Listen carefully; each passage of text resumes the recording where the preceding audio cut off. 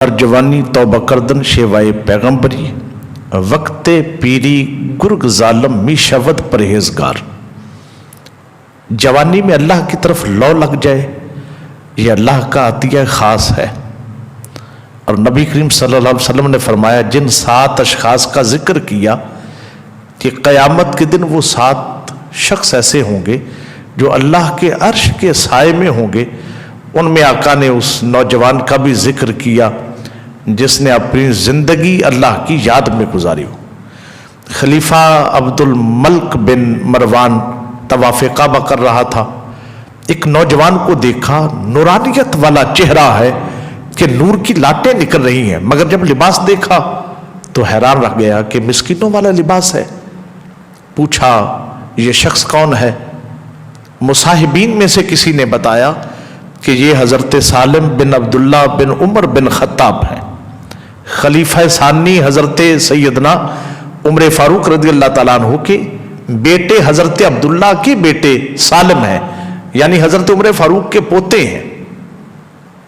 حیران رہ گیا، قریب گیا، جا کے کہنے لگا حضرت میں آپ کے دادا جان عمر فاروق کا بڑا مداح ہوں، بڑا ان کو چاہنے والا ہوں، مگر آپ کی یہ حالت زار دیکھ کے مجھے دکھ ہو رہا ہے، میں آپ کی خدمت کرنا چاہتا ہوں، آپ مجھے حکم تو فرمائیں آپ کو کیا چاہیے میں آپ کو پیش کر سکوں، جو مانگیں گے وہی میں آپ کی بارگاہ میں پیش کر دوں گا۔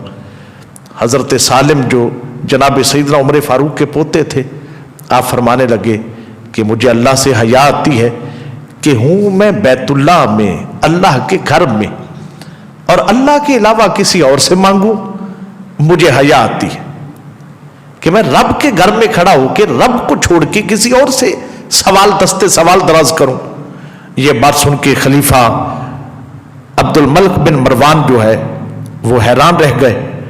اپنے ایک غلام کی ڈیوٹی لگائی انہوں نے کہ بھئی تو اس طاق میں رہنا کہ جب یہ بیت اللہ سے باہر حرم کعبہ سے نکلیں تو پھر انہیں میرے پاس لے آنا۔ جب حضرت سالم بن عبداللہ بن عمر بن خطاب رضی اللہ تعالیٰ عنہ جب عبادت سے فراغت ہوئی، حرم کعبہ سے نکل ہی رہے تھے، وہ غلام تاڑ میں تھا، بارگاہ میں حاضر ہوا، آ کے کہنے لگا حضرت آپ کو خلیفہ وقت نے یاد کیا ہے۔ حضرت سالم بن عبداللہ بن عمر بن خطاب رضی اللہ تعالیٰ عنہ پہنچے خلیفہ وقت عبد الملک بن مروان کی بارگاہ میں۔ آپ نے فرمایا کیسے یاد کیا؟ اب خلیفہ وقت نے کہا حضرت اب تو آپ بیت اللہ میں نہیں ہیں، اللہ کے گھر میں نہیں ہیں، میں آپ کی خدمت کرنا چاہتا ہوں، آپ کچھ مجھ سے مانگیں میں آپ کی بارگاہ میں پیش کرنا چاہتا ہوں۔ حضرت سالم نے فرمایا، جناب عمر فاروق کے پوتے نے فرمایا بھی یہ بتاؤ پہلے کہ تم میری دنیاوی مدد کر سکتے ہو یا اخروی مدد کر سکتے ہو، کہ آخرت کے معاملات میں میری کچھ مدد اور تعاون کر سکتے ہو یا دنیا کے معاملات میں؟ خلیفہ وقت عبد الملک بن مروان نے کہا کہ میری تو دسترس دنیا تک ہے، میرے ہاتھ میں دنیا کا مال ہے، آخرت کا تو نہیں ہے، میں دنیاوی معاملے میں آپ کی مدد کر سکتا ہوں۔ آپ نے فرمایا تو دنیا کے معاملے میں مدد کر سکتا ہے اور مجھ سے کہتا ہے کچھ مدد طلب کیجئے؟ جس دنیا کی مدد تو دنیا کے معاملے میں میری کر سکتا ہے وہ دنیا تو میں نے کبھی اپنے رب سے بھی طلب نہیں کی ہے۔ حیران رہ گئے خلیفہ وقت۔ آپ نے فرمایا دنیا کی بات نہ کر، دنیا تو رب جو دنیا کا خالق ہے، میں نے کبھی اس دنیا کے مالک حقیقی اور خالق حقیقی سے بھی دنیا نہیں مانگی ہے۔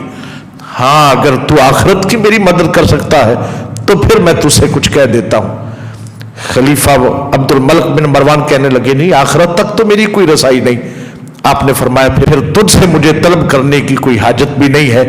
یہ کہہ کر جناب سالم بن عبداللہ بن عمر بن خطاب حرم شریف کے ساتھ والی گلی میں داخل ہوئے اور نگاہوں سے اوجھل ہو گئے، اور خلیفہ وقت دیکھتا ہی رہ گیا آپ کی پشت مبارک کو کہ ایسے نوجوان بھی اللہ نے رکھے ہیں شریعت مصطفیٰ میں، اور ایسے کامل بندوں کی اولاد کو اللہ نے اتنا کمال عطا کیا ہے کہ جو اپنی جوانی اس طور پر گزار رہے ہیں کہ دنیا سے جنہیں کچھ رغبت ہی نہیں ہے، اپنی جوانی بھی اللہ کے نام وقف کی ہے۔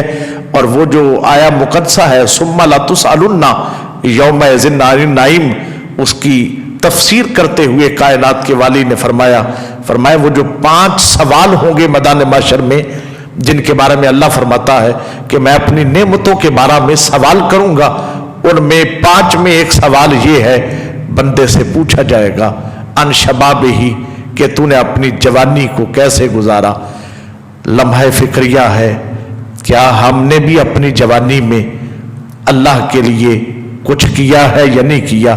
ہم نے اپنی جوانی کے لمحات کو کہاں اور کس سلسلہ میں گزار رہے ہیں؟